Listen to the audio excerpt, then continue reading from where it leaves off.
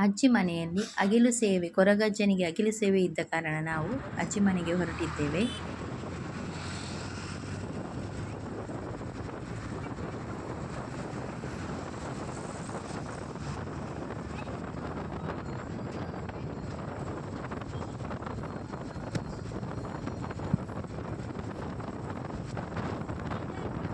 ಈಗ ದಾರಿ ಮಧ್ಯದಲ್ಲಿ ಒಂದು ಮಲ್ಲಿಗೆ ಹೂವಿನ ಅಂಗಡಿ ಸಿಗ್ತದೆ, ಅಲ್ಲಿಂದ ಮಲ್ಲಿಗೆ ಹೂವನ್ನು ತೆಗೆದುಕೊಂಡೆವು.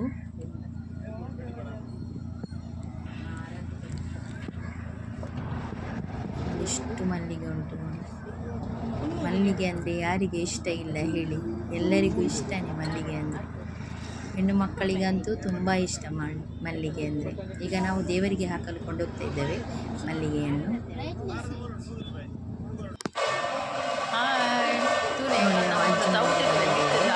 ಇಲ್ಲಿ ನೋಡಿ ಮೇಲೆ ಸೌತೆಕಾಯಿಯನ್ನು ನೇತು ಹಾಕಿದ್ದಾರೆ. ಇದಕ್ಕೆ ನಮಗೆ ತುಳುವಲ್ಲಿ ಹೇಳೋದು ಸೌತೆಕಾಯಿಯನ್ನು ಅಕ್ಕಡಿಸುವುದಂತ ಹೇಳ್ತಾರೆ. ಇದು ನಮ್ಮ ತೋಟದಲ್ಲಿ ಆದದ್ದು ಸೌತೆಕಾಯಿ. ಇಲ್ಲಿ ಸಾಲಾಗಿ ಕಟ್ಟಿದ್ದಾರೆ ಮೇಲೆ ನೋಡಿ,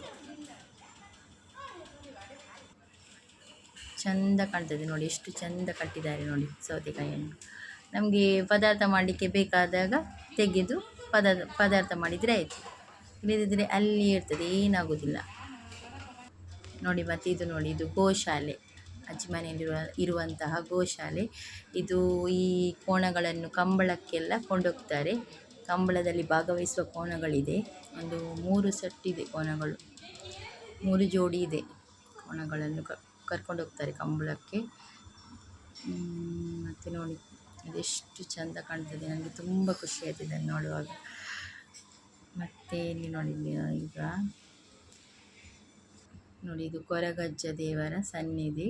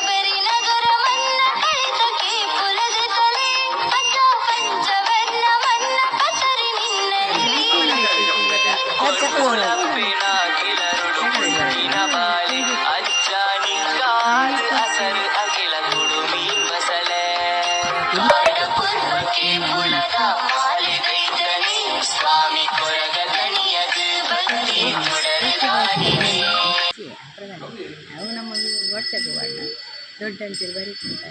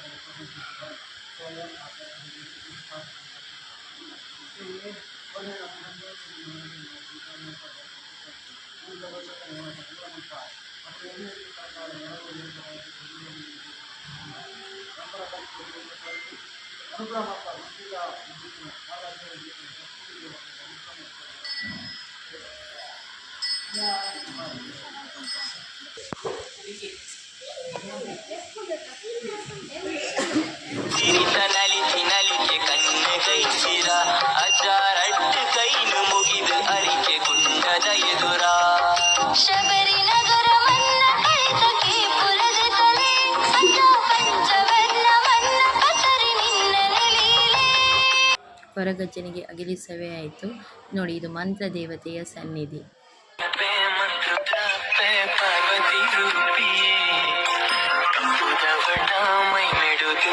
ಮಂತ್ರ ಲಂಚಾವಧಿ ಮಾಯುಧ ಪೆ ಮಂತ್ರದ ಪೆ ಪಾರ್ವತಿ ರೂಪಿ ಕಂಬುದ ಬಣ್ಣ ಮೈ ನೀಡುತ್ತಿದ್ದ ಮಂತ್ರ ಜಾವಧಿ ಕಾಂತು ಬೈದನ ಭಕ್ತಿ ಗಾನಿ ಒಲಿದು ಬೈದರು. ಇದು ಕಲ್ಲುಟ್ಟಿ ಪಂಜುರ್ಲಿ, ಇದು ಕೂಡ ಕಲ್ಲುಟ್ಟಿ ಪಂಜುರ್ಲಿ. ಒಂದು ಜಾಗದ್ದು ಮತ್ತೊಂದು ಕುಟುಂಬದ್ದು ಕಲ್ಲುಟ್ಟಿ ಪಂಜುರ್ಲಿ. ಇದು ದುರ್ಗಾ ಪರಮೇಶ್ವರಿ ದೇವಿ, ಅದನ್ನು ಪೂಜಿಸ್ತಾರೆ ಇಲ್ಲಿ.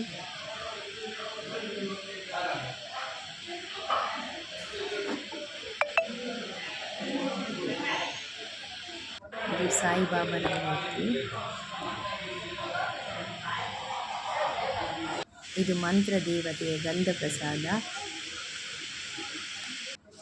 ಈಗ ನಾವು ಇಲ್ಲಿ ನಾಟಿ ಕೋಳಿಯ ಪದಾರ್ಥ ಮಾಡುವುದು ಹೇಗೆ ಅಂತ ನೋಡುವ. ಅದು ಕೂಡ ಕಟ್ಟಿಗೆಯ ಒಲೆಯಲ್ಲಿ ಮಾಡುವಂತಹ ಊರಿನ ಕೋಳಿಯ ಪದಾರ್ಥ ಹೇಗೆ ಮಾಡುವುದಂತ ನೋಡುವ ಬನ್ನಿ, ಹೇಳ್ತೇನೆ ಈಗ ನೋಡಿ. ಮೊದಲು ಒಂದು ಪಾತ್ರೆಯನ್ನು ತಗೊಂಡು ಅದಕ್ಕೆ ಎಣ್ಣೆಯನ್ನು ಹಾಕಿ, ತೆಂಗಿನ ಎಣ್ಣೆ ಹಾಕ್ತಾರೆ ಇಲ್ಲಿ, ತೆಂಗಿನ ಎಣ್ಣೆ ಹಾಕಿ ಅದಕ್ಕೆ ಈರುಳ್ಳಿ ಮತ್ತು ಕರಿಬೇವಿನ ಸೊಪ್ಪನ್ನು ಹಾಕಬೇಕು. ಎಣ್ಣೆ ಬಿಸಿಯಾದ ನಂತರ ಹಾಕಿ ಚೆನ್ನಾಗಿ ಅದನ್ನು ಫ್ರೈ ಮಾಡಬೇಕು. ಅದರಲ್ಲಿ ನೋಡಿ, ಇದು ನಾಟಿ ಕೋಳಿ, ಊರಿನ ಕೋಳಿ ಅಂತ ಹೇಳ್ತದೆ, ಊರ್ದ ಕೋಳಿ ಅಂತ ಹೇಳ್ತೇವೆ ನಾವು ತುಳುವಿನಲ್ಲಿ. ನೋಡಿ, ಇದಕ್ಕೆ ಅದು ಈರುಳ್ಳಿ ಇದು ಫ್ರೈ ಆಗ್ತಾ ಬರುವಾಗ ಟೊಮೆಟೊವನ್ನು ಹಾಕಬೇಕು. ಟೊಮೆಟೊವನ್ನು ಕೂಡ ಎಣ್ಣೆಯಲ್ಲಿ ಚೆನ್ನಾಗಿ ಫ್ರೈ ಮಾಡಬೇಕು. ನೋಡಿ, ಇದು ಒಲೆಯಲ್ಲಿ ಮಾಡ್ತಾರೆ, ಕಟ್ಟಿಗೆ ಒಲೆಯಲ್ಲಿ ಮಾಡ್ತಾರಲ್ಲ ಪದಾರ್ಥ, ತುಂಬ ರುಚಿಯಾಗಿರ್ತದೆ. ಅದರ ಟೇಸ್ಟೇ ಬೇರೆ, ತುಂಬ ಟೇಸ್ಟಿಯಾಗಿರ್ತದೆ. ನಮ್ಮ ಅಜ್ಜಿ ಮನೆಯಲ್ಲಿ ಹೀಗೆ ಮಾಡ್ತಾರೆ ಅವರು. ಗ್ಯಾಸ್ ಕೂಡ ಉಂಟು, ಗ್ಯಾಸ್ ಸ್ಟವ್ ಕೂಡ ಉಂಟು, ಆದರೆ ದೊಡ್ಡ ದೊಡ್ಡ ಯಾವುದಾದ್ರೂ ಇದು ಫಂಕ್ಷನಲ್ಲಿ ಇರುವಾಗ ಹೀಗೆ ಮಾಡ್ತಾರೆ ನೋಡಿ. ನಂತರ ಅದು ಕ್ಲೀನ್ ಮಾಡಿದ ಕೋಳಿಯನ್ನು ಹಾಕ್ತಾರೆ.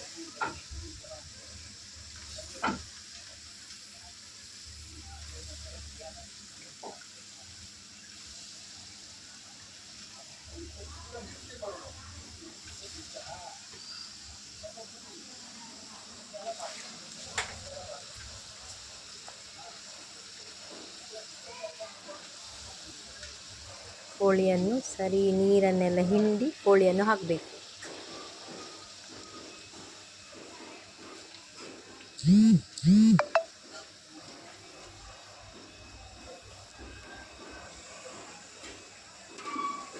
ಈಗ ಚೆನ್ನಾಗಿ ಮಿಕ್ಸ್ ಮಾಡಬೇಕು, ಎಲ್ಲ ಮಿಕ್ಸ್ ಮಾಡಬೇಕೀಗ.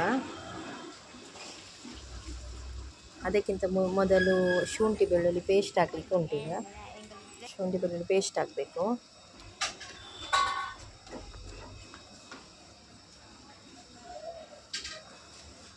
ನಂತರ ಅದಕ್ಕೆ ಉಪ್ಪು ಹಾಕಬೇಕು.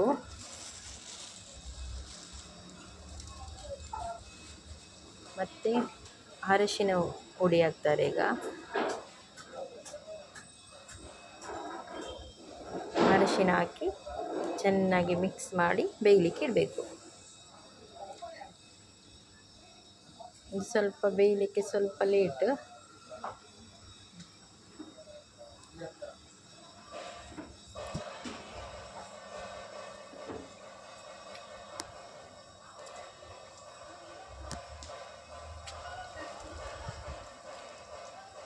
ನೋಡಿ, ಸ್ವಲ್ಪ ಹುಣಸೆ ಹುಳಿದು ನೀರು ಹಾಕ್ತಾರೆ ಸ್ವಲ್ಪ.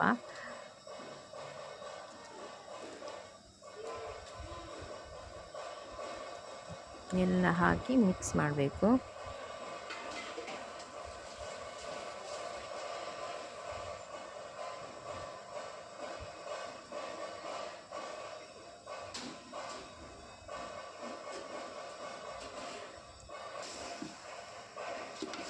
ಮಿಕ್ಸ್ ಮಾಡ್ತಾರೆ, ಚೆನ್ನಾಗಿ ಮಿಕ್ಸ್ ಮಾಡಬೇಕು. ಈಗ ಎಲ್ಲ ಹಾಕಿ ಆಯಿತು. ಅದಕ್ಕೆ ಇನ್ನು ಇದು ಬೇಯಬೇಕು. ಬೆಂದ ನಂತರ ಅದಕ್ಕೆ ಮಸಾಲೆ ಹುಡಿ ಹಾಕ್ತೇವೆ.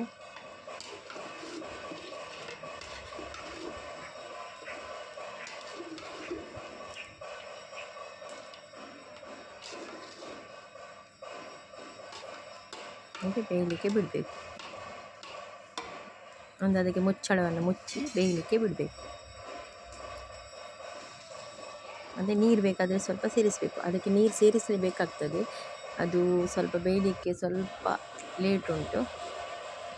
ಊರಿನ ಕೋಳಿ ಅಲ್ಲ, ನಾಟಿ ಕೋಳಿ ಸ್ವಲ್ಪ ಬೇಯೋದು ಲೇಟ್.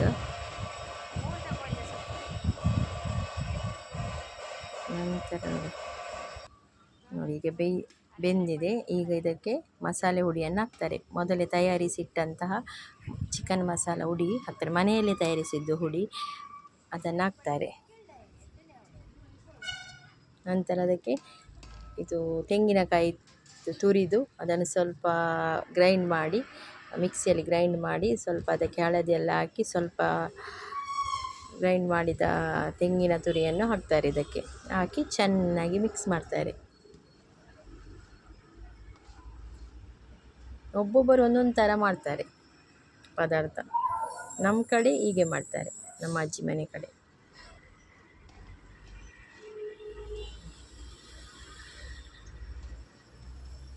ನೋಡಿ ಎಲ್ಲ ಬೇಯ್ತಾ ಬರ್ತದೆ. ಈಗ ಮಸಾಲೆ ಎಲ್ಲ ಮಿಕ್ಸ್ ಆಯಿತು.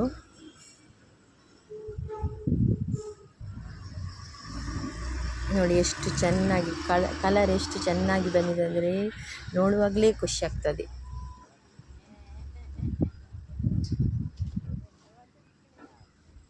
ಮತ್ತು ಇದರಲ್ಲಿ ಕಟ್ಟಿಗೆ ಒಲೆಯಲ್ಲಿ ಮಾಡೋದು ಸ್ವಲ್ಪ ಜಾಗ್ರತೆಯಿಂದ ಇರಬೇಕು. ನೋಡಿ ಸ್ವಲ್ಪ ಅಲುಗಾಡಿದ್ರೆಲ್ಲ ಕಷ್ಟ, ತುಂಬ ಜಾಗ್ರತೆಯಲ್ಲಿ ಇರಬೇಕು ಮಾಡುವಾಗ.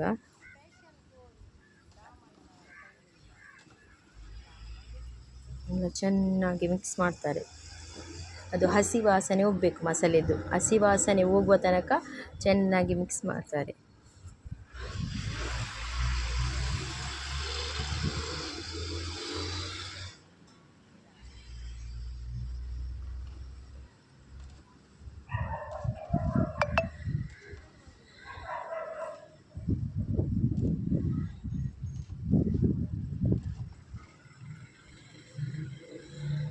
ನೋಡಿ ಈಗ ಬೇಯ್ತಾ ಬಂತು. ಈಗ ಕಟ್ಟಿಗೆಯನ್ನೆಲ್ಲ ಹೊರಗೆ ತೆಗೆದು ಹಾಗೆ ಇಡ್ತಾರೆ. ಮತ್ತು ಇದಕ್ಕೆ ಇನ್ನೊಂದು ಒಲೆಗೆ ಹಾಕಿದ್ರು ಕಟ್ಟಿಗೆಯನ್ನೆಲ್ಲ ತೆಗೆದು. ಯಾಕಂದರೆ ಬೇಯ್ತಾ ಬಂತು, ಇನ್ನು ಹೆಚ್ಚು ಇದು ಒಲೆ ಉರಿದರೆ ಅದು ತಳ ಹಿಡಿತದೆ, ಅದಕ್ಕೆ ಹಾಗೆ ಮಾಡ್ತಾರೆ. ಎಲ್ಲ ಕಟ್ಟಿಗೆಯನ್ನು ತೆಗಿತಾರೆ. ನೋಡಿ ಹೀಗೆ ಆಯಿತು, ಪದಾರ್ಥ ರೆಡಿ. ಊರಿನ ಕೋಳಿಯ ಸುಕ್ಕ, ನಾಟಿ ಕೋಳಿ ಸುಕ್ಕ ರೆಡಿ. ನೋಡಿ ಇದೆಲ್ಲ ಮಾಡಿದ್ದಾರೆ. ನೋಡಿ ಸುಕ್ಕ ಉಂಟು, ಅನ್ನ ಉಂಟು, ಮತ್ತು ಮೀನಿನ ಪದಾರ್ಥ ಉಂಟು. ಇದು ಪ್ರಸಾದ, ಇದೆಲ್ಲರಿಗೂ ಹಂಚ್ತಾರೆ. ಬಂದ ಎಲ್ಲರಿಗೂ ಪ್ರಸಾದವನ್ನು ಹಂಚ್ತಾರೆ. ಮತ್ತು ಊಟದ ವ್ಯವಸ್ಥೆ ಉಂಟು. ಈಗ ನಾವೆಲ್ಲರೂ ಊಟಕ್ಕೆ ಕುಳಿತುಕೊಂಡೆವು.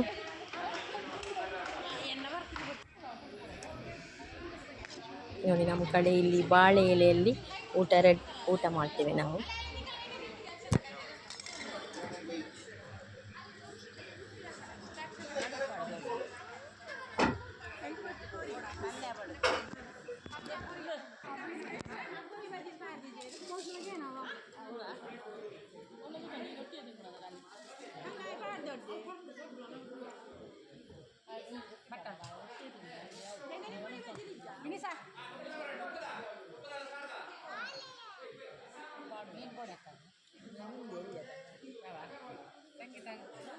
ಚೂರು ಒಂಜಿ ಮೀನು ಪಾಡ್ಲಿ ಪಾಡ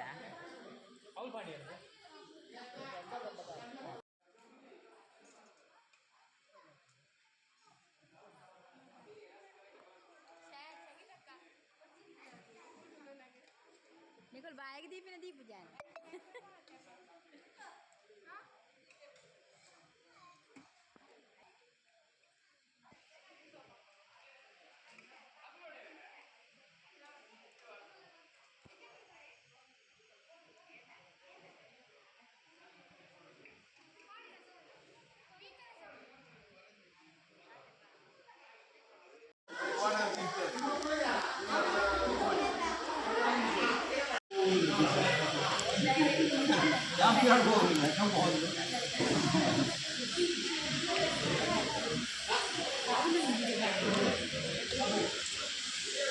ಬರ್ಬೇಕು.